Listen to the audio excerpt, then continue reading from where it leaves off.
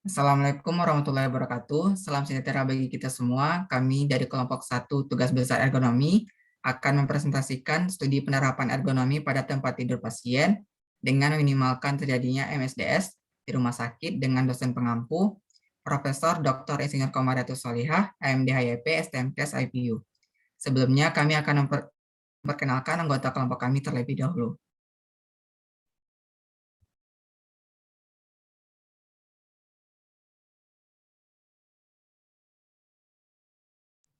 Perkenalkan, saya Aura Alzana Indira Hamira dengan NIM 20506070111053. Perkenalkan, nama saya Iko Masada Dharma dengan NIM 20506070111071.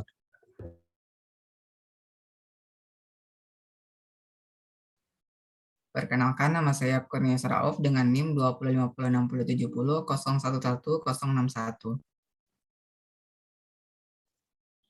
Perkenalkan, nama saya Lutfi Intan Maharani dengan NIM 2050607001111028. Perkenalkan, saya Markus Leonardo dengan NIM 20506070111041. Perkenalkan, nama saya Maya Septiana Rahmawati dengan NIM 20506070111038.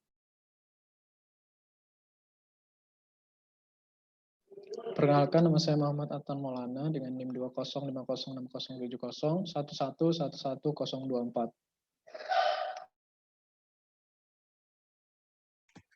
Perkenalkan, nama saya Muhammad Rino Pradana dengan NIM 2050607001111051.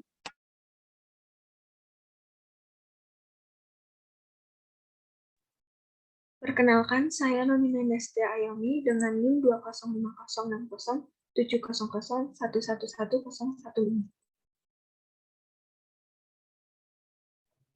Perkenalkan, saya Putri Herlinda Sari dengan NIM 20506070111051. Perkenalkan, nama saya Dama Furqon dengan NIM 2050607001111037. Perkenalkan, nama saya Syarang Putri Sonia dengan NIM 2050607001111080. Baik, selanjutnya juga terdapat ucapan terima kasih, yaitu yang pertama kepada Profesor Dr. Insinyur Novial Hanani ARMS, selaku Rektor Universitas Brawijaya. Yang kedua yaitu kepada Profesor Insinyur Hadi Suyono STMT PSD IPU ASEAN Eng, selaku Dekan Fakultas Teknik Universitas Brawijaya. Yang ketiga yaitu kepada Insinyur Oyong Navarenza STMT PhD, selaku Ketua Jurusan Teknik Industri Fakultas Teknik Universitas Brawijaya. Dan yang terakhir kepada Profesor Dr. Insinyur Komariatus Solihah, AMD HYP STMKes IPU, selaku dosen pembimbing yang telah sabar meluangkan waktu, tenaga, pikiran untuk membimbing dan mengarahkan penulis dalam menyelesaikan makalah ini. Baik, selanjutnya di sini terdapat daftar isi. Yang pertama yaitu latar belakang dan identifikasi masalah, yang kedua rumusan masalah dan tujuan, yang ketiga manfaat, yang keempat tinjauan teoritis, yang kelima tinjauan empiris, yang keenam kerangka konsep, yang ketujuh hasil dan pembahasan, yang kedelapan kesimpulan, yang kesembilan saran, dan yang terakhir daftar pustaka.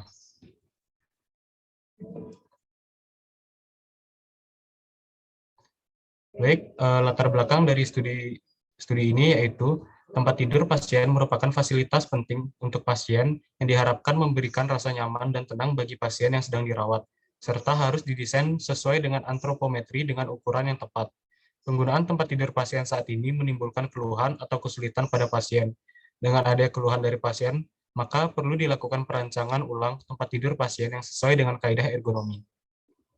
Maka dari latar belakang tersebut dapat diidentifikasi masalah, yaitu yang pertama banyaknya keluhan pasien pada punggung, leher, dan pinggul, dan yang kedua banyaknya bed rawat inap yang belum memenuhi standar. Baik, untuk selanjutnya adalah rumusan masalah dari makalah yang kelompok kami telah buat. Yang pertama, bagaimana penerapan ergonomi yang sesuai. Lalu poin kedua, bagaimana faktor-faktor kendala untuk meminimalkan gangguan MSDS. Lalu poin ketiganya, bagaimana rekomendasi rancangan tempat tidur pasien yang sesuai ergonomi. Lalu selanjutnya ada tujuan. Tujuan dari makalah yang telah kelompok kami buat, yang pertama, mengetahui penerapan ergonomi yang sesuai, lalu mengetahui faktor-faktor kendala guna meminimalkan gangguan MSDS, lalu mengetahui rekomendasi rancangan tempat tidur pasien yang sesuai ergonomi. Manfaat dari makalah yang kami buat, yang pertama, bagi rumah sakit dapat meningkatkan fasilitas rumah sakit dan mendapatkan kesan baik dari pasien. Lalu bagi pasien mendapatkan pelayanan kesehatan yang nyaman, dan yang terakhir bagi peneliti dapat menambah wawasan, pengetahuan, dan pemahaman peneliti.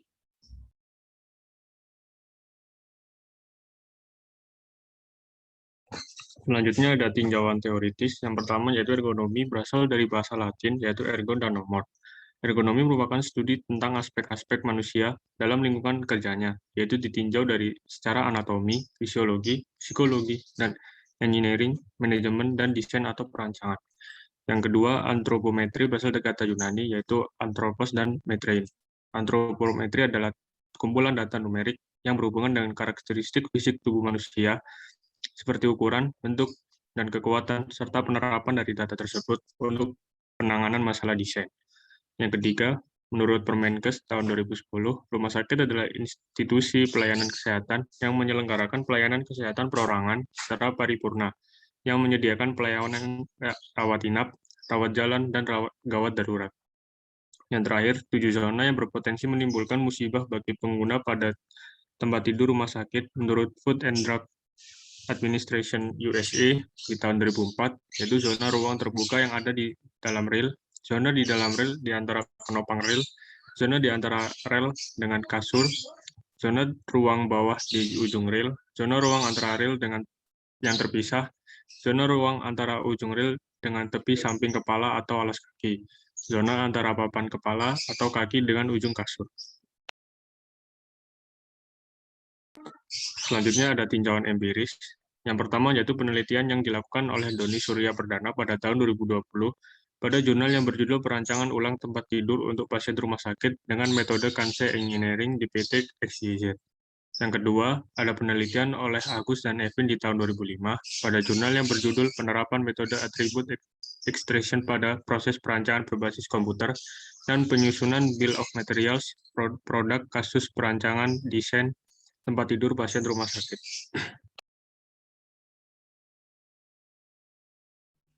Berikut adalah kerangka konsep dari makalah yang telah kami buat.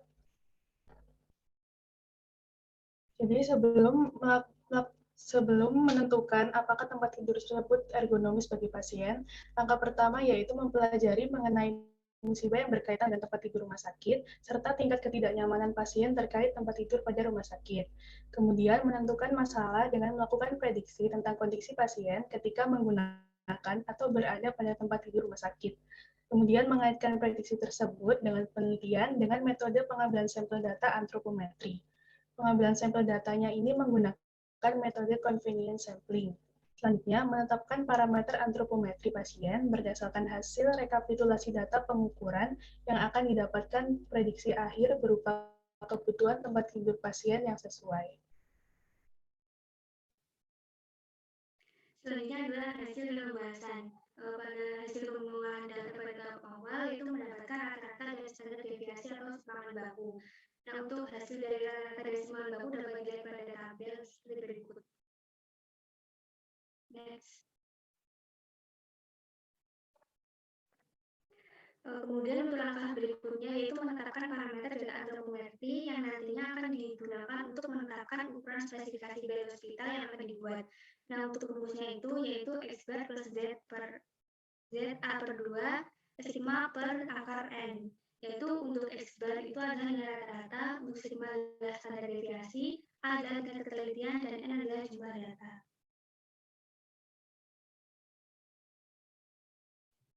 Dari rumus tersebut, kemudian didapatkan parameter antropometri seperti pada tabel berikut. Next. Dari data yang telah diolah, selanjutnya dilakukan pembuatan desain tempat tidur rumah sakit. Ukuran panjang tempat tidur rumah sakit disesuaikan dengan standar internasional, yaitu 200 cm, di mana ukuran antropometri penduduk Indonesia yaitu tinggi tubuh posisi berdiri yaitu 170,8 cm, tinggi bahu 143,2 cm, tinggi pinggang 98,4 cm, tinggi paha 71,2 cm, tinggi lutut 47,0 cm, lebar bahu 39,9 cm, tebal perut 23,8 cm, dan berat badan yaitu 66,5 kg.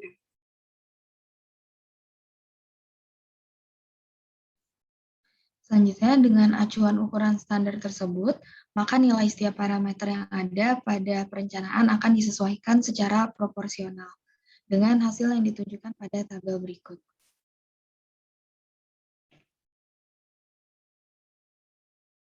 Pada desain tempat tidur rumah sakit, terdapat 3 jumlah bagian yang dapat digerakkan, yaitu punggung, paha, dan kaki sebagai pelengkap desain ergonomis pada pemakaian kondisi-kondisi tertentu.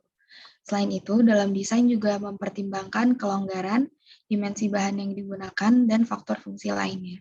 Lalu didapatkan rancangan desain tempat tidur rumah sakit sebagai berikut. Pada gambar pertama, terdapat desain tempat tidur dari tampak atas. Lalu pada gambar yang kedua, terdapat desain tempat tidur dari tampak depan.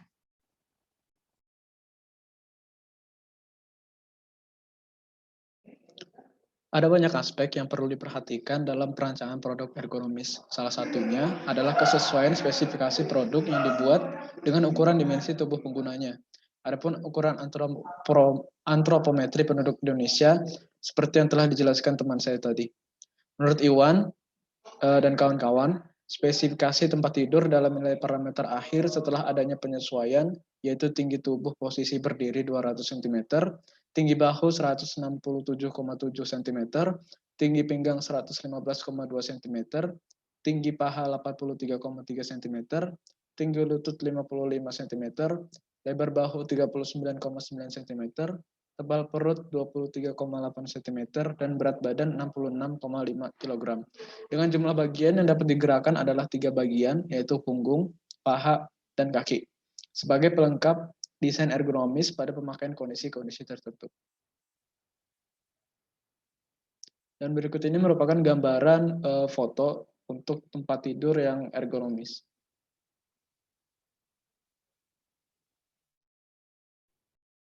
Oke, selanjutnya yaitu kesimpulan. Nah, kesimpulan di sini itu menjawab tentang tujuan dari makalah yang telah kami buat.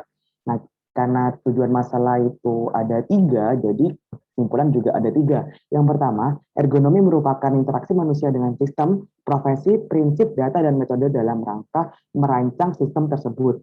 Nah, agar sesuai dengan kebutuhan, keterbatasan, serta keterampilan manusia.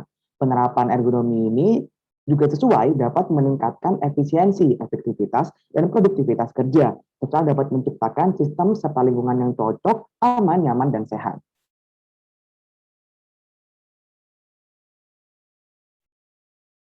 Untuk kesimpulan yang kedua itu adalah penerapan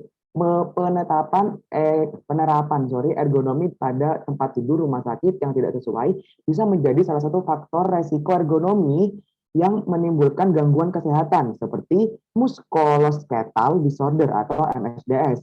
Nah, MSDS ini sendiri merupakan suatu gangguan pada sistem musculoskeletal yang mengakibatkan gejala seperti nyeri akibat kerusakan pada nervus dan pembuluh darah pada berbagai lokasi tubuh seperti leher, bahu, pergelangan tangan, pinggul, lutut, dan tumit. Nah, WHO ini juga menyatakan bahwa gangguan muskuloskeletal disebabkan oleh kontribusi dari berbagai faktor resiko yang juga dapat memperberat gangguan ini. Faktor-faktor tersebut antara lain yaitu faktor individu dari tingkat individunya sendiri, yaitu apakah dia berolahraga atau tidak, apakah dia mengkonsumsi rokok atau tidak, dan yang lain. Lanjut, yaitu faktor pekerjaan seperti lingkungan kerja atau tempat dia bekerja itu gimana, dan lain-lain. Dan yang terakhir itu adalah biomekanik dan faktor psikososial.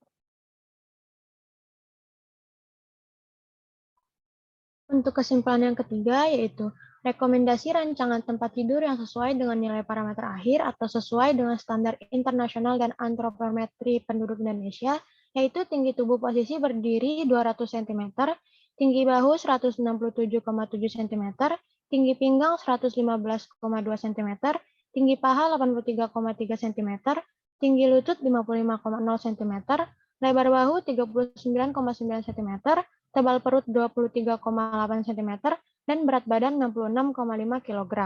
Dengan yang dapat digerakkan adalah 3 bagian, yaitu punggung, paha, dan kaki sebagai pelengkap desain ergonomis pada pemakaian kondisi-kondisi tertentu. Adapun saran dari makalah yang telah kami buat adalah sebagai berikut. Yang pertama, sebaiknya pihak rumah sakit di Indonesia lebih memperhatikan kondisi tempat tidur pasien agar lebih ergonomis. Lalu yang kedua, diharapkan pihak rumah sakit di Indonesia dapat menerima usulan-usulan yang diberikan untuk meningkatkan keergonomisan fasilitas tempat tidur pasien. Dan yang terakhir, sebaiknya pihak rumah sakit di Indonesia lebih bijak dalam memilih tempat tidur pasien agar didapat tempat tidur yang ergonomis.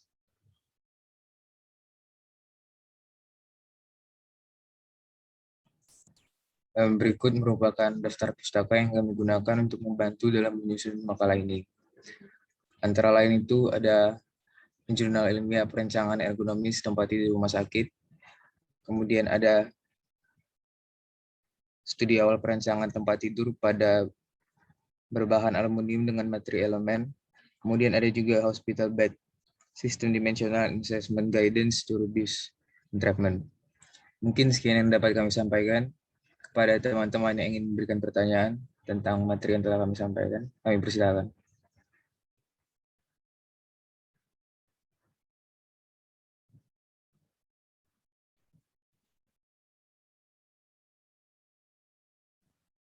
Baik, kepada Kamila Marista dipersilahkan untuk pertanyaannya.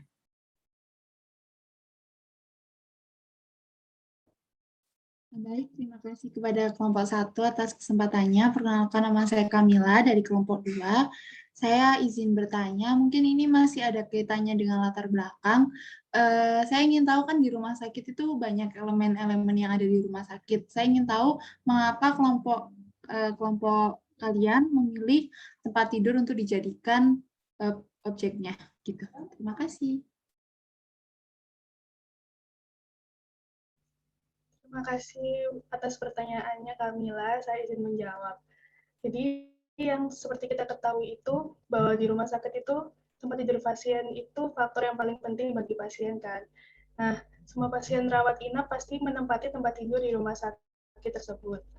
Dari beberapa kasus yang banyak disebutkan, itu ada banyak musibah terkait penggunaan tempat tidur rumah sakitnya ini.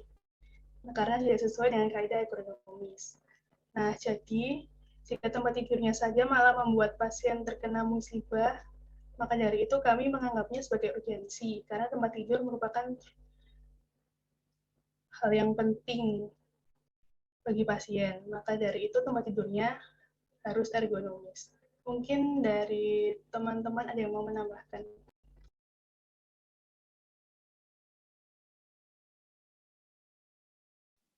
Ya, mungkin aku izin menambahkan ya. Ya betul seperti yang dikatakan Aura, jadi tempat tidur ini merupakan salah satu hal yang paling krusial lah di rumah sakit, karena di situ adalah tempat di mana pasien dirawat. Jadi kenapa kami mengambil tempat tidur? Karena kami ingin agar pasien saat dirawat itu bisa mendapatkan metode yang sesuai dengan ukuran tubuhnya, terutama ukuran tubuh di orang Indonesia, sehingga dia pas dirawat itu bisa nyaman dan tidak banyak keluhan seperti itu.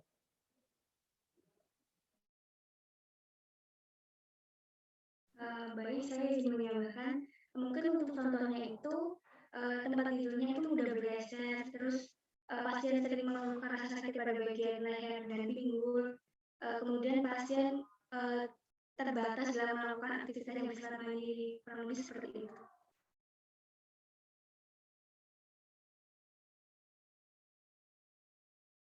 Untuk Marisa, apakah jawabannya sudah cukup? Sudah menjawab. Terima kasih kelompok 1. Untuk teman-teman lain, apakah ada yang ingin memberikan pertanyaan lagi? Dan jika tidak ada, mungkin kita bisa menutup presentasinya. Terima kasih untuk Profesor dan teman-teman yang sudah mendengarkan. Kiranya materi yang kami sampaikan dapat berguna untuk kita semua. Dan apabila ada tutur kata yang salah, kami mohon maaf. Terima kasih.